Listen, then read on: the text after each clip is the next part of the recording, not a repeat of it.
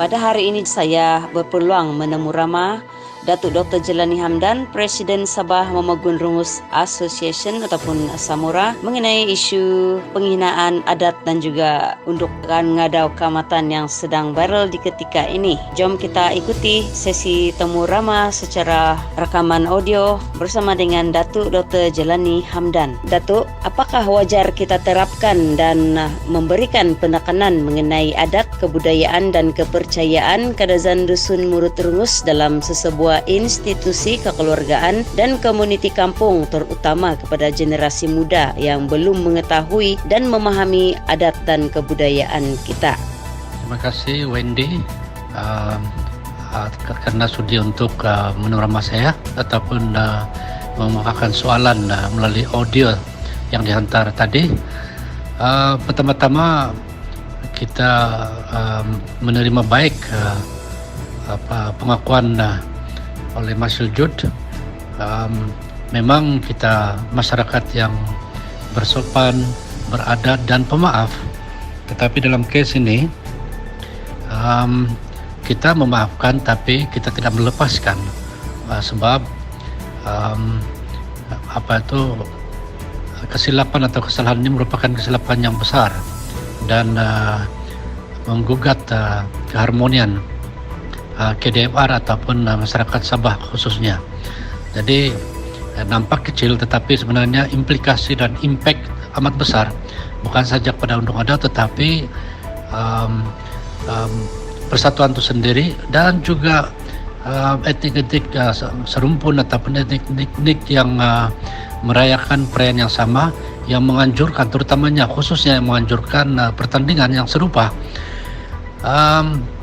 Kenampakan ianya ditujukan kepada undang adau, tetapi jangan lupa bahwa nature ataupun sifat ataupun karakter dan cara penganjuran itu merupakan ada kebersamaan dengan penganjuran-penganjuran yang lain seperti Gimpuhut di kalangan Mamagun Rungus. Artinya dia hanya juga secara direct terkesan.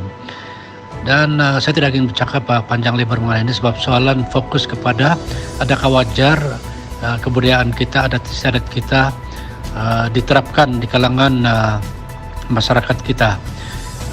Bagi saya memang amat wajar sebab rata-rata pada dekade ini agak berkurangan ataupun knowledge ataupun pengetahuan, amalan dan pemeliharaan adat istiadat kita dan juga kebudayaan kita agak berkurangan. Alhamdulillah pihak lembaga kebudayaan seiring dengan persatuan-persatuan untuk menekankan pemeliharaan adat istiadat kita. Di kalangan persatuan-persatuan pula, saya tidak ingin bercakap mengenai KDC sebab mereka memang sudah lama pun mengamalkannya ataupun menerapkannya di kalangan generasi muda.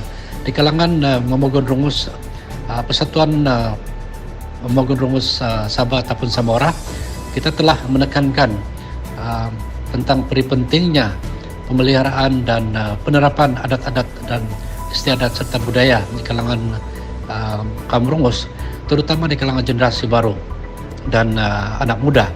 Ini dapat kita lihat dengan setiap kampung ataupun setiap pemimpin persatuan setiap tahun menganjurkan pelbagai pertandingan, pelbagai program, pelbagai acara yang ke arah menerapkan dan menggalakkan pemahaman dan juga amalan tentang budaya dan adat istiadat di kalangan Rungus. Jadi jawaban saya memang penting untuk kita usahakan dan pertingkatkan penerapan, pengamalan dan pemeliharaan adat istiadat dan budaya di kalangan KDMR. Terima kasih. Kata Tuan Meki Epison semasa saya menghubungi beliau berkenaan dengan isu unduk ngadau. Terdapat 45 persatuan etnik KDMR yang berkepentingan dengan budaya unduk ngadau di Sabah.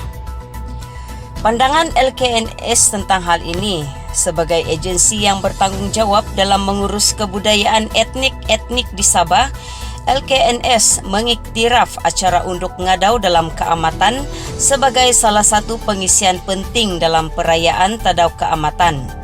Oleh itu, acara ini hendaklah pelihara dan dipelihara oleh etnik-etnik KDMR sebagai amalan budaya yang perlu diwariskan kepada generasi kini dan akan datang. Mengikut Seksyen 24(B) Lembaga Kebudayaan Negeri Sabah, fungsi pemeliharaan dan pemeliharaan kebudayaan termasuklah menubuhkan mekanisme pemeliharaan kebudayaan, khidmat nasihat, perundingan dan kepakaran kepada badan kebudayaan.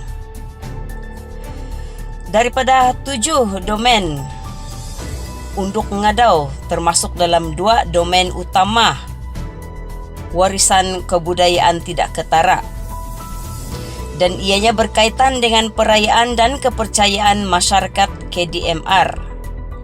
Kata beliau lagi, kepercayaan tradisional, amalan sosial, spiritual, ritual, acara dan perayaan.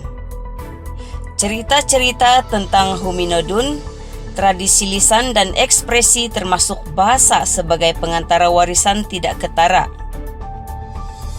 Warisan kebudayaan tidak ketara dibahagikan kepada 7 domain utama, yaitu yang pertama, kepercayaan tradisional, amalan sosio, spiritual, ritual, acara dan perayaan.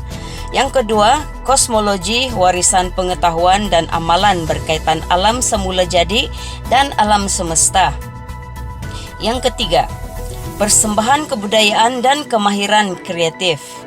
Keempat, tradisi lisan dan ekspresi termasuk bahasa sebagai pengantara warisan tidak ketara. Kelima, pertukangan tradisional.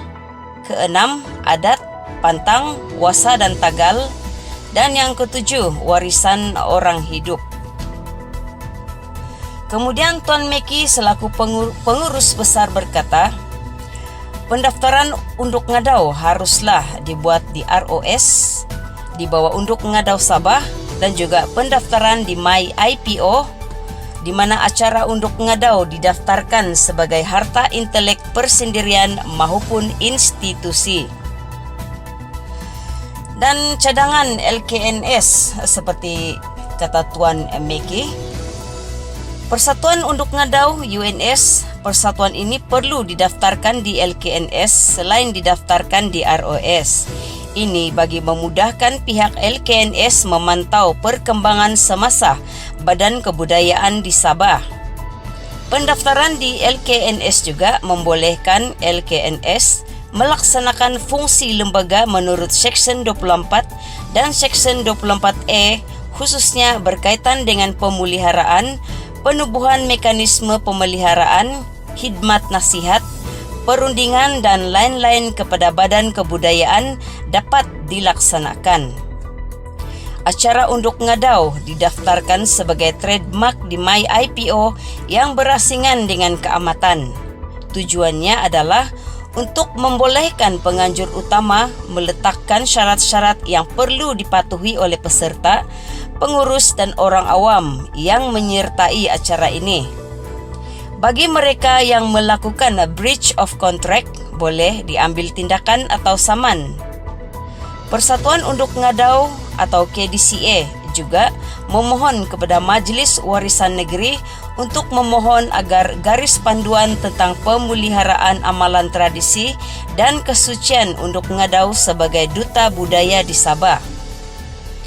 Dan akhir sekali, Tuan Meki berkata, LKNS bercadang untuk mengadakan talk ataupun webinar bertajuk Unduk Ngadau, Tradisi dan Kontroversi yang dijadualkan untuk diadakan pada Julai ini.